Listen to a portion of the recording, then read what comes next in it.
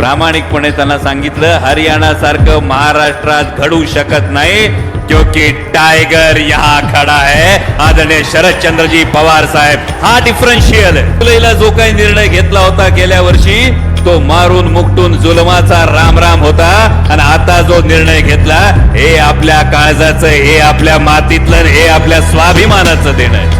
दिल्लीपती समोर गुडघे टेकणं बास, आता ताठ मानेनं लढलं पाहिजे हा निर्णय घेतला गेलाय. त्यासाठी तुमचं मनापासून कौतुक करतो. कळले? लोकसभेत मतांची झाली कडकी म्हणून आता बहीण झाली लाडकी. 1500 आले आले आले आले. बहिणी विचारत होत्या तुम्ही काय खिशातून दिले दिले दिले. आज फलटण मध्ये आल्यानंतर एका अर्थाने जीव भांड्यात पडला. जसा तुमचा पडला तसा माझा वेगळ्या कारणासाठी पडला. कारण ज्या राजा वणंगपाळांविषयी, राजा वणंगपाळ 12 वजिरांचा काळ असं म्हटलं जातं, त्या राजा वणंगपाळांच्या कुटुंबामध्ये, त्या वणंगपाळांच्या घराण्यामध्ये खरं तर छत्रपती शिवाजी महाराजांचे आजोबा मालोजी राजे भोसले यांची सासूरवाडी, शहाजी राजांचं मामाचं गाव, त्यानंतर स्वराज्य रक्षक छत्रपती संभाजी महाराजांच्या मातोश्री सईबाई साहेबांचं खरं तर हे आजोळ. आणि हे एवढं सगळं असल्यानंतर संजू बाबा रघुनाथराजे प्रश्न हाच पडला होता की फलटण मध्ये गेल्यानंतर तुतारी वाजणार नाही हे जमतच नव्हतं. ते तुम्ही सगळ्यांनी आज जमवायचं ठरवलं. त्यासाठी मनापासून तुमचा आभार व्यक्त करतो, मनापासून तुमचं स्वागत करतो. कारण मध्यंतरी जम्मू काश्मीर आणि हरियाणाच्या निवडणुका झाल्या. मगाची श्रीमंत संजीवराजे त्यांच्या भाषणामध्ये म्हणाले की सर्व कार्यकर्त्यांशी चर्चा केली. ही कार्यकर्त्यांशी चर्चा केल्यानंतर केवळ फलटण विधानसभा मतदारसंघामध्ये नाही तर संपूर्ण महाराष्ट्रात गावागावात गेल्यानंतर लोकप्रतिनिधींना हेच सांगितलं जातं, बाकी काय नाही, आधी तुतारी हाती घ्या. आणि त्यामुळे रामकृष्ण हरी हा महाराष्ट्राचा मंत्र झाला. आणि हा महाराष्ट्राचा मंत्र होत असताना आमच्या काही पत्रकार बांधवांनी खरं तर प्रश्न विचारला. हरियाणाची निवडणूक झाल्यानंतर विशेषतः अनेकांना प्रश्न पडला होता. ही हरियाणाची निवडणूक झाल्यानंतर अनेकांनी विचारलं, कारण हरियाणाच्या निवडणुकीत निकाल हातातोंडाशी आलेला काँग्रेसचा विजय हा हातातोंडाशी आलेला गेला आणि अनेकांना स्वप्न पडू लागले. म्हणून आजच्या पेपरमध्ये पण तुम्ही बघितलं असेल, पानच्या पान भरून जाहिराती यायला लागल्या. आणि पानाच्या पानं भरून जाहिराती येत असताना पत्रकार बांधवांनी विचारलं, हरियाणा सारखं महाराष्ट्रात काय घडलं तर? प्रामाणिकपणे त्यांना सांगितलं हरियाणा सारखं महाराष्ट्रात घडू शकत नाही, क्योंकि टाइगर यहाँ खड़ा है आदरणीय शरदचंद्रजी पवार साहेब. हा डिफरन्शियल आहे. आज संपूर्ण महाराष्ट्रानं हा निकाल घेतला. आम्हाला आठवतं 2 जुलैला गेल्या वर्षी जेव्हा राष्ट्रवादी काँग्रेस पक्षाच्या संदर्भामध्ये भारतीय जनता पक्षातल्या दिल्लीतल्या नेत्यांनी बळजबरीने काही निर्णय घ्यायला लावले, अनेकांनी मनाविरुद्ध निर्णय घेतले. म्हणजे आज तुमच्या प्रत्येकाच्या चेहऱ्यावर जी हसू आहे, प्रत्येकाच्या चेहऱ्यावरचा जो आनंद आहे, 2 जुलै 2023ला तुमच्यापैकी एकाच्या बी चेहऱ्यावर आनंद नव्हता. खरं आहे का खोटे? हा 2 जुलैला जो काही निर्णय घेतला होता गेल्या वर्षी तो मारून मुकटून जुलमाचा राम राम होता, आणि आता जो निर्णय घेतला हे आपल्या काळजाचं, हे आपल्या मातीतलं, हे आपल्या स्वाभिमानाचं देणं आहे. हा निर्णय का होतो? हा निर्णय होत असताना विशेषतः फलटणच्या मातीला जिथे इतका मोठा इतिहास आहे आणि ज्या छत्रपती शिवाजी महाराजांचं, छत्रपती संभाजी महाराजांचं खरं तर आजोळ आहे, ज्या छत्रपती संभाजी महाराजांचा तुम्ही आणि आम्ही आदर्श सांगतो, तो का सांगतो?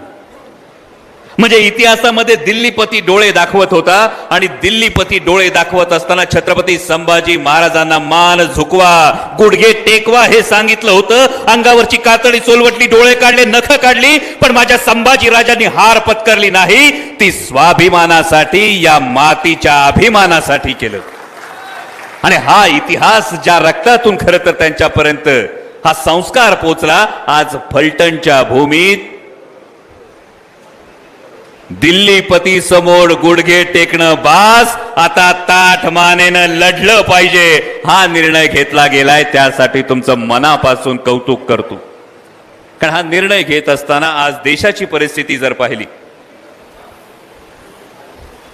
तर गुजरातचे काही नेते दिल्लीत जाऊन बसले. दिल्लीतून प्रत्येक वेळी भोकाडी दाखवली जाते, दाराच्या मागे भोकाडी बाबा बसलेला असतो, तसं इथं ईडी सीबीआय इन्कम टॅक्स बसलेलं असतं. आणि ते आधीच करते, येतो इकडे का करू भॉ, आणि करू भॉ म्हटलं की सगळ्यांचाच प्रॉब्लेम होते, निर्णय बदलले जातात. आणि हे निर्णय बदलले जात असताना एक प्रश्न मनात निर्माण होतो की गेले 2-2.5 वर्ष महाराष्ट्राच्या मातीनं जे पाहिलं, महाराष्ट्राच्या राजकारणानं जे पाहिलं, की ज्या महाराष्ट्रामध्ये आपण बघत होतो चप्पल विकली जाते, पॅन्ट विकली जाते, शर्ट विकला जातो, हे सगळं विकत घेता येतं, पण मंत्री आणि आमदार सुद्धा विकत घेतले जातात. हे दिल्लीश्वरांनी दाखवलं.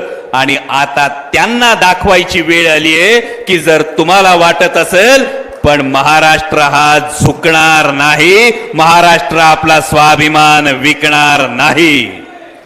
कारण रोज राज्य सरकारच्या नवनवीन योजना चालल्यात, रोज एक नवीन योजना येते. आणि रोज एक नवीन योजना येत असताना तुम्ही जुनी जाणती माणसं बसली. आता दिवाळ सण आहे का नाही? दिवाळ सणाला जर पोरांनी सांगितलं घरचं सगळं किडूक मिडूक इकतो पर दिवाळी करतो, तर त्याची पूजा कराल ती खेटराने कराल का आरती ओवाळाल? जर त्याची खेटराने पूजा करणार असाल तर मग जे सरकार सत्तेची दिवाळी करण्यासाठी तिजोरीची होळी करायला चाललंय, त्या एक फूल दोन हाफ सरकारला आता घरी पाठवल्याशिवाय थांबायचं नाही. ही काळ्या दगडावरची रेघ आहे. खरं तर आधी बोलायला उठलो कारण अजून कराडची सभा शिवस्वराज्य यात्रा सुरू आहे. पण जवळपास 65-70 मतदारसंघांमध्ये फिरून आल्यानंतर प्रदेशाध्यक्ष जयंत पाटील साहेबांबरोबर 65 ते 70 मतदारसंघांमध्ये फिरून आलो. तिकडं सरकार म्हणते आमची लाडकी बहीण, पण आमच्या बहिणीला हुशार आहेत.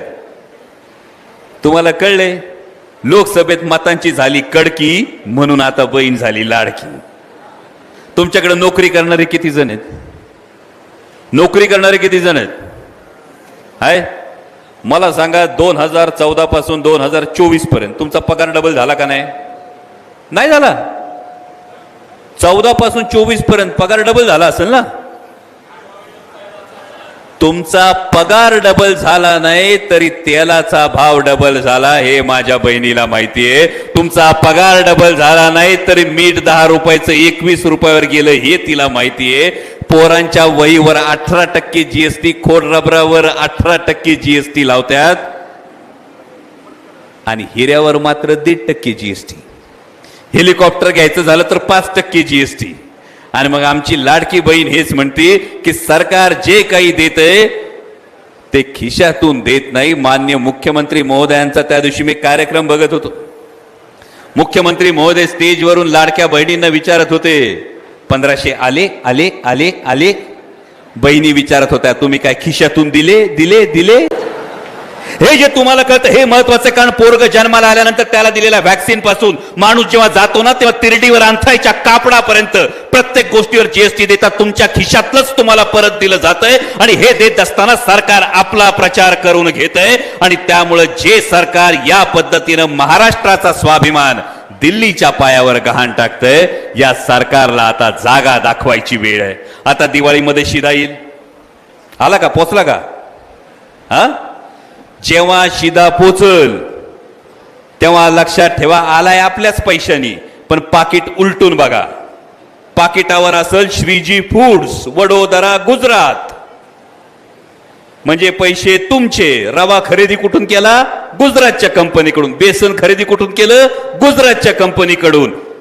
हे सगळं जर तुमच्या पैशाने गुजरातची धन होत असेल तर कुणाच्या इशाऱ्यावर चालतोय याचा फक्त एकदा विचार करा.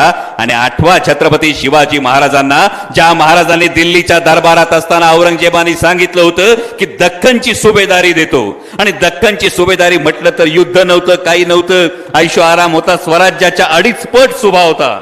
आणि एवढं असताना महाराजांनी सुभेदारीची झूल पांघरणं पत्करलं नाही तर महाराजांनी महाराष्ट्राच्या स्वाभिमानासाठी लढणं पत्करलं. आणि म्हणून आज तुमच्या सर्व कार्यकर्त्यांचं मनापासून अभिनंदन करतो की तुम्ही वाट निवडलीत ती आदरणीय शरदचंद्रजी पवार साहेबांच्या मार्गदर्शनाखाली स्वाभिमानाची वाट निवडलीत. ही वाट स्वाभिमानाची आहे, ही महाराष्ट्र पुन्हा घडवण्याची आहे, ही महाराष्ट्र पुन्हा सावरण्याची आहे. आणि या वाटेवर तुमच्या सगळ्यांचं या निर्णयाबद्दल मनापासून अभिनंदन करतो, तुमचं स्वागत करतो आणि तुमची रजा घेतो. धन्यवाद. जय शिवराय.